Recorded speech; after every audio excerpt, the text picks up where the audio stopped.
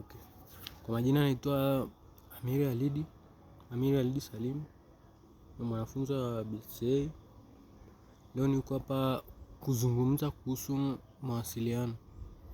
Nini maana ya mawasiliano? Mawasiliano ni kile kitendo cha kubadilishana habari baina ya watu wawili au zaidi ya watu wawili katika jamii. Na nini kinasababisha mawasiliano kutokea katika jamii? Uwepo wa watu. Jinsi vile watu walivyopo katika jamii, lazima kutokea mawasiliano ili kuweza kila mtu kutimiza ombi lake au wajibu wake. Umuhimu wa mawasiliano. Nafuatao ni umuhimu wa mawasiliano. Kwanza, mawasiliano yanatukutanisha watu tofauti tofauti katika jamii. Ili kuwepo mawasiliano, jinsi vile watu watakavyoongea nini, inasaidia kuwakutanisha, kuwashirikisha katika mambo mbalimbali kutokana na kwa mawasiliano.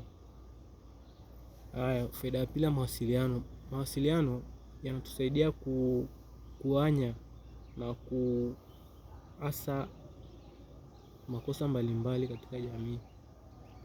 Kwa mfano, labda kuna mtu katika jamii anafanya vitu ambavyo haviendani, sio vizuri. Mawasiliano ni nyenzo pekee ambayo inasaidia kumwelimisha ule mtu. Umuhimu wa tatu wa mawasiliano. Mawasiliano hukutanisha watu tofauti tofauti katika jamii. Maana unakuta sehemu kama vyuo, kila mtu ametoka mkoa wake, watu wanatoka tofauti tofauti, simu tofauti tofauti.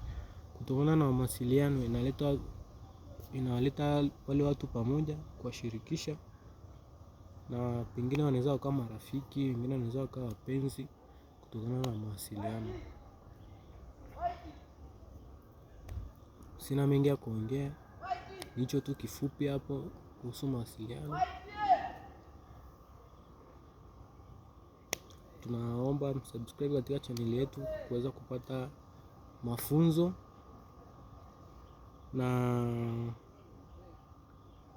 mambo mengineyo kuhusiana na vitu mbalimbali. Yote kwa yote, napenda kusema asante